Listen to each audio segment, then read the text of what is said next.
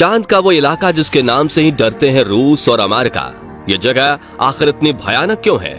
क्या इस अंधेरी दुनिया में एलियन है? चांद की उसी अंधेरी दुनिया को जीतने के बेहद करीब पहुंचा हमारा चंद्रयान। दोस्तों, जिस दिन से हमारा चंद्रयान 3 मिशन लॉन्च हुआ है, तभी से एक बात हम सभी बार बार सुनते आ रहे हैं कि चंद्रयान 3 के उस इलाके में लैंड करने जा रहा है जहां आज तक दुनिया की कोई भी स्पेस एजेंसी नहीं पहुंच पाई।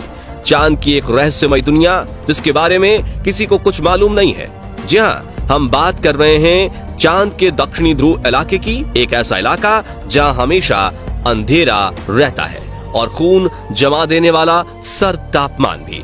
क्या आपने कभी सोचा है कि 1972 के अपोलो मिशन के बाद नासा वापस चांद पर क्यों नहीं गया? क्यों रूस की स्पेस एजेंसी रोसकॉसमोस ने 1976 के बाद अपना अगला मून लूनर मिशन भेजने में 47 साल का समय लगाया? क्या चांद से जुड़ा कोई ऐसा रहस्य है जो आम इंसानों से छुपाया गया है? आज की इस वीडियो में हम चांद की अंधेरी दुनिया के इन्हीं रहस्यों को समझेंगे और साथ ही आपको बताएंगे कि चंद्रयान 3 को इस इलाके में लैंड कराने के लिए इसरो ने क्या खास प्लान बनाया है।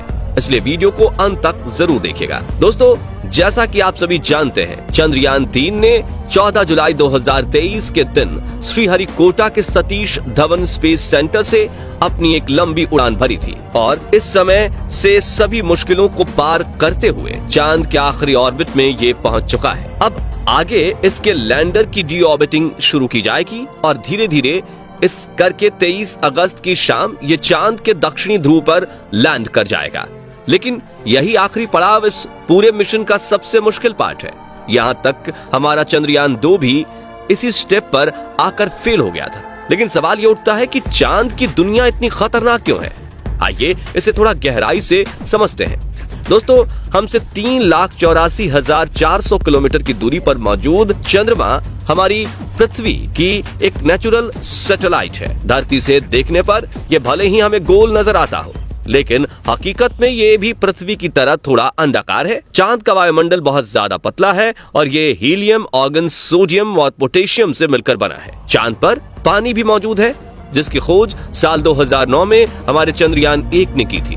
लेकिन ये पानी पृथ्वी की तरह लिक्विड फॉर्म में नहीं है, बल्कि चांद पर यह बर्फ के छोटे छोटे कणों में मौजूद है। आपको शायद इस बात पर यकीन ना हो, लेकिन चांद हमारी नींद पर भी खास असर डालता है और ये बात एक रिसर्च में साबित हो चुकी है। दरअसल आज से 10 साल पहले स्विट्जरलैंड के बेसल विश्वविद्यालय में यह खोज की गई थी कि अमावस की रात लोग ज्यादा गहरी नींद सोते हैं, जबकि पूर्णिमा की रात उन्हें नींद इतनी अच्छी नहीं आ पाती। अब इसकी वजह क्या है, ये सवाल अभी भी वैज्ञानिकों के लिए एक रहस्य बना हुआ है। आपने बहुत बार ये सुना होगा कि चांद पर बड़े बड़े गड्ढे मौजूद हैं, लेकिन इन सभी में सबसे ज्यादा बड़े और गहरे गड्ढे चांद के दक्षिणी ध्रुव पर हैं।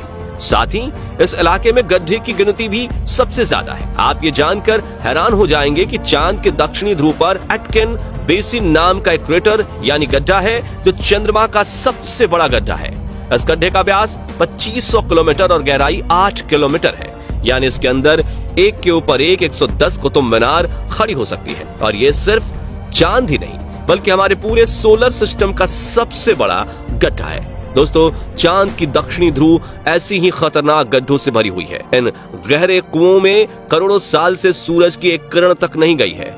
ऐसे में कोई नहीं जानता यहाँ कौन से रहस्य छिपे हुए हैं। वैज्ञानिकों का अनुमान है कि चांद के इन गड्ढों के नीचे बेशुमार पानी छुपा हो सकता है, या फिर हो सकता है कि यहाँ हमें कुछ ऐसा मिल जाए जिससे ये पता चले कि दूसरे प्राकृतिक संसाधन जैसे सोडियम, मरकरी, मीथेन और अमोनिया वगैरह का खजाना यही है। लेकिन ये सिर्फ अनुमान है और इसके बारे में निश्चित रूप से कुछ नहीं कहा जा सकता। यही वजह है कि हमारे इसरो के वैज्ञानिक ने अपने चंद्रयान 3 को चांद के इस खतरनाक इलाके में भेजने का रिस्क उठाया है। लेकिन सवाल ये उठता है कि रूस और अमेरिका तो आज से करीब 50 साल पहले ही चांद पर पहुंच गए थे, फिर उन्होंने चांद के इस इलाके को खोजने में दिलचस्पी क्यों नहीं दिखाई? क्या इसके पीछे कोई ऐसी वजह है जो हमसे छुपाई गई है? असल में दोस्तों, इस विषय पर दुनिया भर में कई कॉन्स्पिरेसी थियरीज मौजूद हैं, जिसमें कुछ थियरीज को खुद नासा के एस्ट्रोनॉट्स ने ही जन्म दिया है। 1969 से 1972 के बीच अपने अपोलो प्रोग्राम के तहत नासा ने कुल 12 एस्ट्रोनॉट्स वैज्ञानिकों को चांद पर भेजा था और उनमें से कई एस्ट्रोनॉट्स चांद की इस अंधेरी दुनिया के बारे में हैरतअंगेज खुलासा कर चुके हैं। कुछ ने तो चांद पर एलियंस के मौजूद होने की बात भी कही थी और लोग कहते हैं कि नासा ने 1972 के बाद अब तक इसीलिए कोई मून मिशन नहीं भेजा क्योंकि उसको चांद की दुनिया की ये गहरे राज पता चल गए थे। हालांकि नासा की तरफ से इसकी वजह दी गई कि चांद पर ऐसा कुछ नहीं है जिसकी खोज की जाए, इसलिए वो अब इस मिशन पर और ज्यादा पैसा बर्बाद नहीं करना चाहता। खैर सच क्या है ये हमें आज नहीं तो कल पता चली जाएगा। फिलहाल हमें इतना मालूम है कि इसरो वो पहली स्पेस एजेंसी है जिसने चांद के दक्षिणी ध्रुव पर जाने की कोशिश की। भले ही रूस का लूना 25 हमसे कुछ घंटे पहले चांद के इस इलाके में लैंड कर जाए, लेकिन यहाँ पहुंचने की कोशिश हमारे वैज्ञानिक साल 2019 में चंद्रयान 2 के दौरान ही कर चुके हैं। हालांकि वो मिशन पूरी तरह से सक्सेसफुल नहीं हो पाया था क्योंकि चांद से केवल 2.1 किलोमीटर दूर चंद्रयान 2 का संपर्क इसरो से टूट गया था और एल्टीट्यूड मिसकैलकुलेशन के चलते इसका लैंडर चांद की सतह पर क्रैश कर गया था।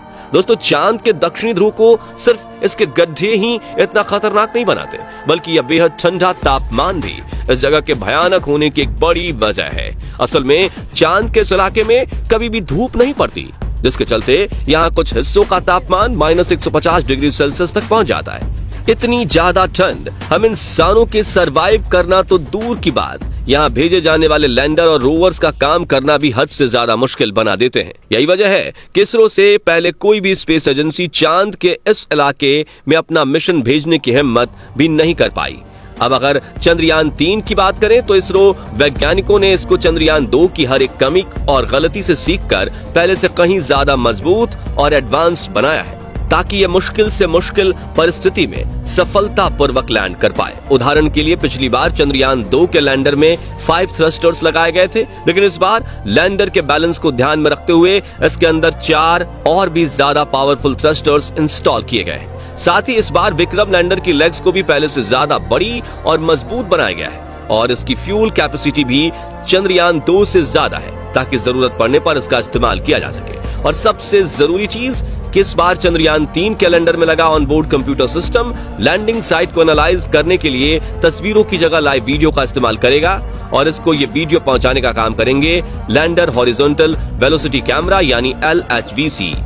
इसके अलावा चंद्रयान 3 में वैज्ञानिकों ने सभी तरह के सेंसर्स की संख्या भी पहले से ज्यादा रखी है ताकि कोई सेंसर अगर किसी वजह से फेल भी हो जाए तो उसकी जगह दूसरे का इस्तेमाल किया जा सके। साथियों, वो कहावत है ना कि दूध का जला छाछ भी फूंक फूंक कर पीता है, बस इसरो का हाल वैसा ही है। इस बार वैज्ञानिकों ने अपनी तरफ से किसी भी तरह की कोई कमी नहीं होने की गुंजाइश छोड़ी है और हर एक इक्विपमेंट को सर्दी, गर्मी और हर तरह के हालातों में टेस्ट करने के बाद ही चंद्रयान 3 में लगाया गया है। यहाँ तक कि वैज्ञानिकों ने उबड़ खाबड़ जगहों पर इसकी लैंडिंग का भी कई बार टेस्ट किया है। इन सब चीजों को देखते हुए ये कहना पूरी तरह से सेफ होगा कि 23 अगस्त के दिन शाम को करीब 5:47 पर हमारा चंद्रयान 3 सफलतापूर्वक लैंड कर जाएगा, जैसा कि इसरो का प्लान है। वैसे दोस्तों, आपको क्या लगता है, इस बार इसरो अपने मिशन में कामयाब होगा या नहीं? अपना जवाब हमें कमेंट के माध्यम से जरूर शेयर कीजिएगा। बाकी हमारी आज की इस वीडियो में बस इतना ही। वीडियो अच्छी लगी हो तो इसे लाइक शेयर जरूर करना और अगर आप चैनल पर नए हैं तो चैनल को सब्सक्राइब भी जरूर करें और यदि आप फेसबुक पेज पर हो तो उसे फॉलो करना ना भूलें ताकि ऐसी ही एक और इंटरेस्टिंग वीडियोस में हम फिर मिलें। तब तक के लिए गुड बाय।